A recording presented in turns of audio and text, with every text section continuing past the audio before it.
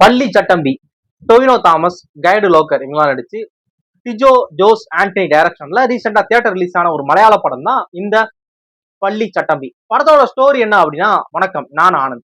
இந்த படத்தோட ஸ்டோரி என்ன அப்படின்னா, சடனா ஒரு நாள் வந்து மத்திய கேரள பகுதிகளில் வந்து மக்கள் கலவரத்தை ஈடுபடுறாங்க அப்படிங்கிற மாதிரி போலீஸ் தகவல் கிடைக்குது. போலீஸ் அந்த ஸ்பாட்டுக்கு போய் அந்த கலவரத்தை அடக்கணும், ஸ்டாப் பண்ணலாம் அப்படிங்கிற மாதிரி அந்த ஸ்பாட்டுக்கு போறாங்க. அங்க வந்து கலவரம் பயங்கரமா இருக்கு. அதாவது பஸ்ல போற மக்களை வந்து அடிச்சு துன்புறுத்துறது, கல்லவுட் எறிகிறது, பஸ்ஸை கொளுத்துறது, இந்த மாதிரி ரொம்ப எக்ஸ்ட்ரீமுக்கு மக்கள் கலவரம் பண்ணிட்டு இருக்காங்க. அந்த பஸ்ல டிராவல் பண்ற ஒரு ஆள் தான் டொவினோ தாமஸ். இவர் அங்க நடக்கிற அந்த போராட்டக்காரர்களை அவங்க பண்ற வன்முறையை வந்து தட்டி கேட்கிறாரு. எல்லாரையும் அடிக்கிறாரு, நிப்பாட்டுறதுக்காக இது பண்றாரு. அதுல ஒருத்தர் அடிக்கிறப்ப அவங்க பேசுற மொழி வந்து மலையாளி கிடையாது, மலையாளம் கிடையாது. அப்படிங்கிறப்ப அவருக்கு என்ன தெரிய வருதுன்னா, இங்க பண்ற போராட்டம் பண்ற யாருமே நம்ம ஆளுங்க கிடையாது, நம்ம மலையாளத்தை நம்ம கிராமத்தை கேரளாவை சேர்ந்தவங்க கிடையாது. அப்படிங்கிறப்ப யாரோ நம்ம மேல பழிய போடுறதுக்கு இந்த மாதிரி ஒன்று பண்றாங்க அப்படிங்கிற மாதிரி அவர் சந்தேகப்படுறாரு. அடுத்த கொஞ்ச நேரத்துல போலீஸ் இந்த இடத்துக்கு வராங்க. அந்த போராட்டக்காரர் அந்த வன்முறை பண்ணவங்க தப்பிச்சுறாங்க.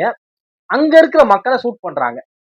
போராட்டத்தை அடக்கணும்னு சொல்லி ஷூட் பண்றாங்க. அதுல பாதிக்கப்படுறது பூராமே அந்த மத்திய கேரளா பகுதியை சேர்ந்த மக்கள் தான். டொவினோ தாமஸ் வந்து இது வந்து ஏதோ இதுக்கு பின்னாடி ஏதோ பெரிய பிரச்சனை இருக்கு அப்படிங்கிற மாதிரி யோசிக்கிறாரு. அவர் நினைச்ச மாதிரியே இதுக்கு பின்னாடி ஒரு பெரிய கிரைம் இருக்கு. இது எல்லாத்தையும் அவர் எப்படி சால்வ் பண்ணாரு, இதுக்கு பின்னாடி இருக்க அந்த ஒரு மாஸ்டர் மைண்ட் யாரு, எதுக்காக வேற மாநிலத்துல இருந்து ஆளை கூட்டு வந்து அவங்க ஒரு போராட்டம் பண்ணி என்ன ஆதாயம் அடையறாங்க அப்படிங்கிற ஒரு படம் தான் இந்த பள்ளி சட்டம்பி. படத்தோட ஸ்டோரி பாத்தீங்க அப்படின்னா ஒரு சோசியல் இஷ்யூ. இந்த மாதிரியான கதையமைப்பு இருக்கிற மாதிரி நிறைய படங்கள் பார்த்திருக்கோம். இந்த அதே மாதிரிதான் இந்த படம் இருக்கு. ஒரு புதுசா இது ஒரு டோட்டலா எல்லா படங்களும் வேற மாதிரியான கதையம் சாப்பிடலாம். நிறைய படங்கள் இந்த படங்கள் பார்த்திருக்கோம். படத்தோட ஸ்கிரீன் பிளே வைஸ் படம் வந்து ஆடியன்ஸ்க்கு வந்து பயங்கரமா கனெக்ட் ஆகுமா, இந்த ஸ்டோரி வந்து ஆடியன்ஸ் பயங்கரமா லைக் பண்ணுவாங்களான்னா அது ஒவ்வொருத்தரை பொறுத்து. படம் பெருசா எந்த இடத்துலயும் பெருசா போர் அடிக்க வைக்கல. அது ஒண்ணு சொல்லலாம் கான்பிடென்டா. இந்த படம் பாக்குறப்ப எரிச்சல் வந்துருச்சு, தூக்கம் வந்துருச்சு, ரொம்ப ஒரு மாதிரி அப்படிலாம் தோண வைக்கல. ஒரு நார்மல் மீட்டர்ல போகுது. படத்துல சின்ன சின்ன ஹை மூமெண்ட்ஸ் இருக்கு. ஒரு பெரிய மலையாள ஆக்டரோட கேமியோ படத்துக்குள்ள இருக்கு. அவருக்கு இந்த படத்துல வந்து பெருசா ஸ்கிரீன் ஸ்பேஸ் கிடையாது. ஆனா மேபி பார்ட் 2ல அவருக்கு பெரிய ஸ்பேஸ் நினைக்கிறேன். பார்ட் 2 லீடோட படத்தை முடிக்கிறாங்க. அந்த லீடு முடிக்கிறதுமே ஒரு பயங்கர வெறியா ஒரு டெரிஃபிக் மூமெண்டா அந்த பார்ட் 2 லீட் கொடுக்க சூப்பரா இருக்கு. படத்துல டொவினோ தாமஸ் ஹீரோ அப்படிங்கிறப்ப படம் வந்து அவரை சுத்திதான் இருக்கு. ஒரு ஹீரோக்கு என்ன மாதிரியான இதெல்லாம் இருக்கணும் அப்படிங்கிறதுக்கு ஏற்ற மாதிரி அவரோட கேரக்டரைசேஷனை வந்து ரைட் பண்ணியிருக்காங்க. எல்லாமே இது பண்றது, மக்களை வந்து காப்பாத்துறது, அந்த மாதிரியான ஒரு ஹீரோக்கு என்ன மாதிரியான விஷயங்கள் இருக்கும் அதெல்லாம் இருக்கு. கைடு லோக்கர் பாத்தீங்க அப்படின்னா அவங்க அந்த ஒரு பாட்டு மாதிரி விட்டாங்க அந்த படத்துக்கு. அந்த பாட்டுல கூட அவங்களோட அந்த ஸ்கிரீன் ஸ்பேஸ் அதிகமா இருந்துச்சு. படத்துல அவ்வளவு கம்மி. அந்த பாட்டுல நீ என்ன பாத்தீங்க அதுதான் படத்தோட அவங்களோட டியூரேஷனும் அந்த மாதிரி ரொம்ப கம்மியானதுதான். ஆனா அந்த கேரக்டர் ஸ்ட்ராங்கான ஒரு கேரக்டர், ஸ்பேஸ் கம்மிங்கிறேன். ரொம்ப ஒரு ஒரு அந்த கேரக்டர் ஒரு பவர்ஃபுல்லான கேரக்டர், நல்ல கேரக்டர் வச்சுக்கோங்களேன்.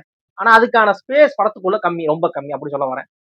படம் வந்து பெருசா இந்த மாதிரி ஒரு சீரியஸான படம் அப்படிங்கிறப்ப பெருசா காமெடியை ஃபோக்கஸ் பண்ணல. போற போக்குல சின்ன சின்ன இடங்கள்ல வரக்கூடிய காமெடி மேபி உங்களுக்கு சிரிப்பு வரலாம், அவ்வளவுதான். படத்தோட சண்டை காட்சிகள் ரொம்ப பிரமாதமா இருந்துச்சு. சிஜி ஒர்க்குமே விஎஃப்எக்ஸ் காட்சிகளுமே நல்லா பண்ணா, சிஜி ஒர்க்குமே சூப்பரா பண்ணியிருந்தாங்க. படத்துல நிறைய லேயர்ஸ் இருக்கு.